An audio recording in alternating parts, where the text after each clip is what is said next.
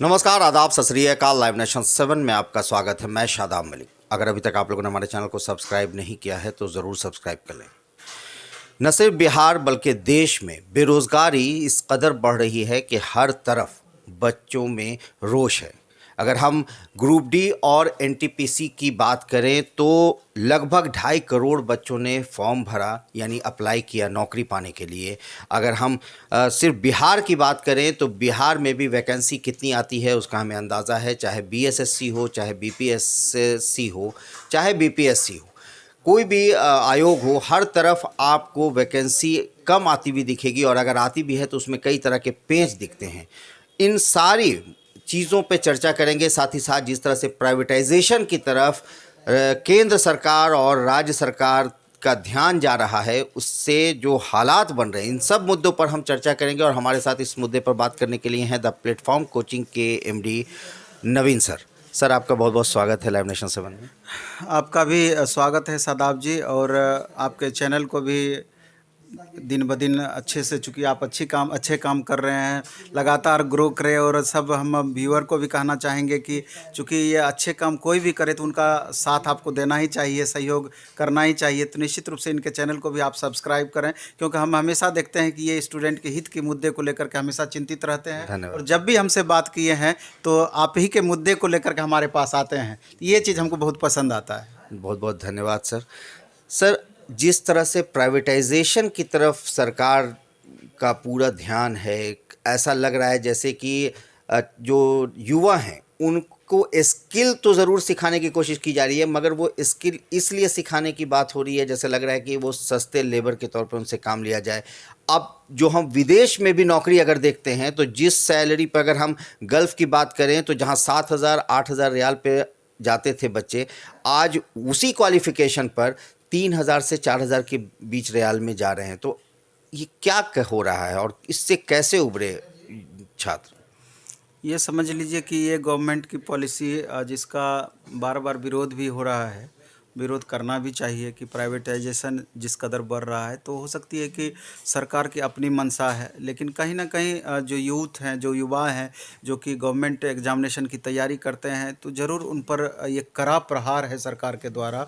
और सरकार की ये पॉलिसी कहीं ना कहीं बच्चों के भविष्य के साथ निश्चित रूप से खिलवाड़ होने जा रही है। और आगे चल करके हमको लगता है कि अगर व्यापक पैमाने पर इसका विरोध नहीं हुआ या रोका नहीं गया तो ये आगे चल कर के एकदम इसका रूप अलग ही आपको देखने को मिलेगा। जैसा अभी आप चर्चा किए कि रेलवे एनटीपीसी ग्रुप डी में करीब 2,40,00,000 के लगभग बच्चे फॉर्म अप्लाई किए हैं, दोनों पोस्ट मिला करके। ये कहीं ना कहीं दिखाती है कि भारत में बेरोजगारी का क्या आलम है, बेरोजगारी की क्या स्थिति है। और कहीं ना कहीं स्टेट गवर्नमेंट भी इससे परे नहीं है, दोनों की पॉलिसियाँ सेम हैं। तो और दूसरा कि अभी आप देखेंगे कि गार्जियंस बच्चों को लगातार पढ़ा रहे हैं, और पढ़ाई के पीछे अभी गार्जियन की नज़र में पढ़ाई लिखाई प्रायोरिटी लिस्ट में सबसे ऊपर होता है। और वो अपना सर्वस्व समझिए कि बच्चों के लिए त्याग कर देते हैं। जितना भी होता है कि अपना आर्थिक बोझ अपने ऊपर ले करके बच्चों में कहीं भी कमी नहीं रखना चाहते हैं। तो समझिए कहीं ना कहीं उन गार्जियनों के विश्वास को भी एक कहीं ना कहीं इसके माध्यम से वो परेशान हो रहे हैं। और स्टूडेंट तो परेशान हैं ही, क्योंकि अभी देखिए कि बच्चे को इंजीनियरिंग कराते हैं। आप जोड़ लीजिए मोटा मोटी इंजीनियरिंग कराने में कितने खर्च हैं। उसके पहले भी इंटर लेवल का तैयारी कराते हैं, इंजीनियरिंग के लायक बनाते हैं, फिर बच्चे इंजीनियरिंग कंप्लीट करते हैं, फिर 4 साल उसकी पढ़ाई करते हैं, फिर वहाँ से पास आउट होते हैं, फिर हायर डिग्री भी बहुत सारे बच्चे लेते हैं, गेट करते हैं वगैरह वगैरह, बहुत सारे हाई एमटेक करते हैं, जो भी होता है। और उसके बाद जब अब बारी आती है कि हमको अब गवर्नमेंट जॉब हमको चाहिए, तो वहाँ आके पता चलता है कि सरकार ये कंपनी बेच ली, ये कंपनी बेच ली, ये कंपनी बेच ली। और प्राइवेट सेक्टर के जो भी एम्प्लॉय को हायर करते हैं तो उनका एक अलग पॉलिसी रहता है, और हमेशा तलवार लटकते रहता है। कहीं ना कहीं सिक्योरिटी का अभाव निश्चित रूप से देखने को मिलता है। और इसके बाद वेतनमान में भी आप देखें कि गवर्नमेंट सेक्टर में अगर किसी इंजीनियर का अगर पेमेंट आप देखेंगे तो मिनिमम 70-80 हज़ार लाख रुपया से कम नहीं है। और यहाँ प्राइवेट में आप देखने के लिए जाएंगे तो उसी रेंज में अगर आप पहुंच जाएंगे तो लगेगा कि 20,000, 22,000, 25,000 तक में आपसे काम करवा रही है। और उसमें भी हमेशा आपको लगेगा कि कब, पता नहीं, अगर हमारे तरफ से कमजोरी रही तो कब हमको बाहर कर दिया जाएगा, ये भी श्योरिटी नहीं है। और तो साथ ही ये साथ जो ड्यूटी आवर है उसमें भी बहुत ड्यूटी आवर फर्क 8 रहता घंटे के है। बारे 8 घंटे के बदले में 12 घंटे का ड्यूटी आवर है। तो कहीं ना कहीं ये चिंता का विषय है, और चिंता का विषय वैसे स्टूडेंट के लिए है जो अभी डिप्लोमा कर रहे हैं, बीटेक कर रहे हैं, या आगे का आईटीआई वगैरह भी कर रहे हैं। तो लगातार वैकेंसी देखा जा रहा है कि कम होती जा रही है, और ये एक बहुत बड़ी चिंता के विषय है। तो हम खास करके वैसे स्टूडेंट को कहना चाहेंगे कि इस चीज़ को लेकर के बहुत जगह पर तो एडजस्ट आपको करना होगा, क्योंकि बहुत चीज़ें ऐसी है हम विरोध कर सकते हैं लेकिन वो अपने हाथ में नहीं होती है। तो उसमें बच्चों को चाहिए कि अगर हम तैयारी करते हैं, अभी मान लीजिए कि 100 में से 70 नंबर ला पा रहे हैं, तो स्वाभाविक है जब नंबर ऑफ वैकेंसीज घटेगी तो वही उसी का कट ऑफ आपका 75 भाग जाएगा, 80 भाग जाएगा। तो दूसरा ऑप्शन यही हो सकता है कि बच्चे को अपनी क्वालिटी बढ़ाना होगा। अगर चाहते हैं कि हमको गवर्नमेंट जॉब भी मिले तो अपनी क्वालिटी बढ़ा करके और अधिक से अधिक पढ़ाई के प्रति खुद को और अग्रसर करना होगा, अधिक से अधिक मेहनत करना होगा कि अपना लेवल वहाँ तक हम बना करके रखें कि वैसी परिस्थिति में हमें भी जॉब हो जाए। नहीं तो आने वाले दिन में तो परेशानी है ही। तो हम चाहते हैं कि इससे रिलेटेड जो भी संगठन हैं तो निश्चित रूप से इस पर कुछ विशेष रणनीति बना करके गवर्नमेंट के इन प्रयासों से हम लोग कितने प्रभावित हो रहे हैं, सारे स्टूडेंट बच्चे प्रभावित हो रहे हैं, उसको अवगत कराया जाए कि ये भी आप ही के देश के नागरिक हैं, इनके बारे में भी आपकी अलग सोच होनी चाहिए। सर, ये ग्रुप डी और एनटीपीसी में लगभग 2,40,00,000 बच्चों ने भरा फॉर्म, तो उसके बाद यानी ये तो 2019 की वैकेंसी है, उसके बाद नए बच्चे आए, मतलब उन वो एलिजिबल हुए अब एग्ज़ाम देने के लिए या किसी के लिए अप्लाई करने के लिए, तो ऐसे में अब वैकेंसी तो उतनी बड़ी मुझे नहीं लगता है कि अब आने वाली दिख रही है। ऐसे में बच्चे किस तरफ अपने आप को मोड़ें, या फिर किस किस चीज़ सेक्टर की तैयारी में वो अभी से अपने को जुटाएं ताकि जो नए बच्चे हैं वो समय पर नौकरी पा सकें? मेरा कहना है कि बच्चों का काउंसलिंग ज़रूरी है थोड़ा सा। उसमें ये और एक चीज़ पर आश्रित नहीं रहना पड़ेगा। अभी आप देखेंगे कि नॉन टेक सेक्शन का जितना भी एग्ज़ाम होता है सब में एकदम मैक्सिमम भीड़ आपको देखने को मिलेगा। तो भीड़ से बचने का भी प्रयास बच्चों को करना होगा। थोड़ा सा अपना रास्ता देखना पड़ेगा कि मेरे लिए कौन सा रास्ता सुरक्षित हो सकता है। इसमें हम यही चीज़ सुझाना चाहेंगे कि आप साथ में कुछ न कुछ, डिग्री कभी बेकार नहीं जाता है, पहले तो इस बात को बच्चे को समझना पड़ेगा। और समय किस कदर लगातार बीतते चला जाता है ये पता भी नहीं चलता है। इसलिए डिग्री तो हमेशा लेते रहना चाहिए। अगर आप +2 किए हैं, बैठना नहीं है, साथ में ग्रेजुएशन भी करने की कोशिश करना है।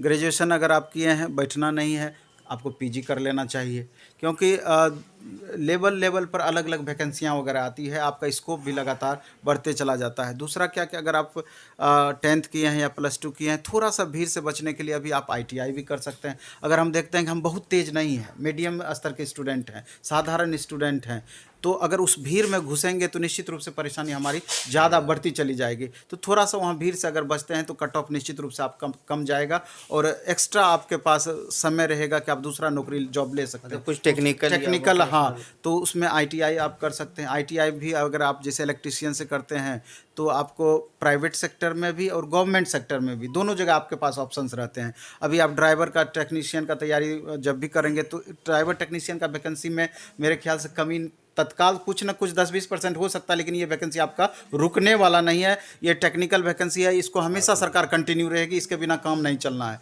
तो एक रास्ता होगा, जब भी इसकी वैकेंसी आती है तो 18,000, 20,000, 25,000, 30,000, 40,000 संख्या में वैकेंसी आती है। तो अगर हम आईटीआई करते हैं तो इसको भी भर सकते हैं। बिहार इलेक्ट्रिसिटी बोर्ड है, यूपीपीसीएल है, इसके अलावा डीआरडीओ है, ऑर्डिनेंस फैक्ट्री है, एनटीपीसी, एनएचपीसी, भेल गेल सेल है, हर जगह इसका डिमांड है। कुछ ना कुछ वैकेंसी हमेशा मिलती रहेगी। इसके अलावा बहुत सारे बच्चे डिप्लोमा करते हैं, डिप्लोमा भी करें। जेई का वैकेंसी आएगा, railway JE, SSC JE, private में आपका जेई का स्पेशल जॉब आएगा। इसके अलावा अलग अलग जितने भी स्टेट गवर्नमेंट के डिपार्टमेंट है वहाँ से भी स्पेशल जेई की वैकेंसी आती रहती है, तो ये भी आपको भीड़ से अलग कर सकता है। इसके अलावा आप एजुकेशन फील्ड में भी अलग आप आगे बढ़ सकते हैं। इंटर किए हैं, उसके बाद डीएलएड कर सकते हैं। ग्रेजुएशन किए हैं, बीएड कर सकते हैं, उसके बाद एमएड कर सकते हैं, उसके बाद आपको टीईटी का एग्ज़ाम देना पड़ेगा। टीईटी पास कर जाते हैं तो उसके बाद आपका टीचर का जॉब लगेगा। उसमें भी नवोदय विद्यालय है, केंद्रीय विद्यालय है, स्टेट गवर्नमेंट के जितने भी स्कूल्स हैं वहाँ के लिए जो स्कूल टीचर की बहाली होती है, इस माध्यम से एक नया आपका सेक्टर खुल सकता है। आप एमए कर लिए हैं तो नेट करने की कोशिश कीजिए, पीएचडी करने का कोशिश कीजिए। आप बीलिस कर सकते हैं, बैचलर ऑफ लाइब्रेरी साइंस कर सकते हैं।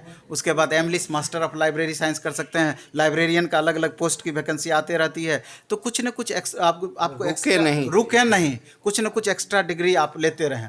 इसके अलावा आपको टाइपिंग जानना ज़रूरी है। टाइपिंग अगर आप कर लेते हैं तो टाइपिस्ट का ढेर सारा वैकेंसी अलग अलग निकलते रहता है, आते रहती है, वहाँ पर भी थोड़ा सा भीड़ से अलग हो सकते हैं। इसके अलावा अगर आप शॉर्ट हैंड सीख लेते हैं तो शॉर्ट हैंड का स्पेशल स्टेनोग्राफर करके ढेर सारी वैकेंसी एसएससी से भी आती है, रेलवे से भी आती है, स्टेट गवर्नमेंट के अलग अलग डिपार्टमेंट से भी आती है, तो वहाँ भी आप भीड़ से थोड़ा सा अलग हो सकते हैं। तो मेरा सीधा सा कहना है कि अब वो समय चला गया कि आप सीधे सिंपल डिग्री लेकर के आप आगे बढ़ते रहेंगे तो आपको बहुत ज़्यादा भीड़ का सामना करना पड़ेगा। कहीं ना कहीं आपको रास्ता थोड़ा सा अलग करना पड़ेगा और इसके बारे में गंभीरतापूर्वक आपको सोचना पड़ेगा और अपनी क्षमता के अनुसार, अपने क्वालिटी के अनुसार और अपने लेवल के अकॉर्डिंग आपको ये सोच बढ़ाना पड़ेगा आगे चल करके। और ऐसे बहुत सारे सेक्टर हो सकते हैं जहाँ कि आपको इसका फ़ायदा मिलेगा। तो मेरा सारे बच्चों से यही कहना है कि जो अपने हाथ में, ये सब अपने हाथ में है ये सारा कुछ करना, तो ये आप कर सकते हैं। बाकी तो गवर्नमेंट के हाथ में है कि प्राइवेटाइजेशन का कितना हम करें। एक गवर्नमेंट की पॉलिसी ये और गंदी दिन ब दिन होती चली जा रही है। पहले क्या होता था कि जितनी भी रोग निकाय है जो कि बंद होने वाली इकाई थी, जो कि एकदम लॉस लगातार गवर्नमेंट को दे रही थी, तो उस तरह के कंपनी का प्राइवेटाइजेशन होता था। अब क्या की है तो ये गवर्नमेंट अपना वरीयता को चेंज कर दी है। योजना आयोग, प्लानिंग कमीशन खुद इसको रिपोर्ट दिया है कि जो सबसे ज़्यादा लाभ प्रदान करने वाली कंपनी है, सबसे पहले उसी का प्राइवेटाइजेशन किया जाए। तो ये बातें थोड़ा सा समझ से परे है। सब चीज़ आप बेच ही लीजिएगा तो फिर आगे क्या होना है, क्या कीजिएगा, आपका क्या सोच है, तो निश्चित रूप से उन सोच के अनुसार फिर हम लोग को चलना पड़ेगा। मतलब है कि अवेयर छात्र जो है वो खुद को इतना स्किल्ड कर दें, खुद को इतनी तरह से तैयार कर लें कि उन्हें डिपेंड नहीं होना पड़े। बिल्कुल डिपेंड नहीं होना पड़े। इसलिए अलग अलग सेक्टर का जो हम चर्चा किए, मेरा तात्पर्य यही था इसमें कि आपको उस लायक बना लें कि आप डिपेंड ना रहें बिल्कुल भी। तो बहुत बहुत धन्यवाद सर। और अंत में मैं यही कहना चाहूँगा कि खुद ही को कर बुलंद इतना कि हर तकदीर से पहले खुदा बंदे से खुद पूछे, बता तेरी रज़ा क्या है। रज़ा मतलब मर्ज़ी। इतना अपने आप को स्किल कर लो कि जब तुम्हारी तकदीर लिखी जाए, तुम्हारी किस्मत लिखी जाए, तो खुद सामने वाला तुमसे पूछे कि बताओ तुम्हें क्या चाहिए, हरफन मौला बन जाइए। यही कहना चाहते हैं नवीन सर। तो सर आपका बहुत बहुत धन्यवाद कि आपने समय दिया। धन्यवाद, आभार। तो आप बने रहें हमारे साथ, देखते रहें हमारा वीडियो। अगर अभी तक आप लोगों ने हमारे चैनल को सब्सक्राइब नहीं किया है तो ज़रूर कर लें। हम आपको आपके हित की चीज़ लगातार दिखाते रहेंगे। बने रहें हमारे साथ। धन्यवाद।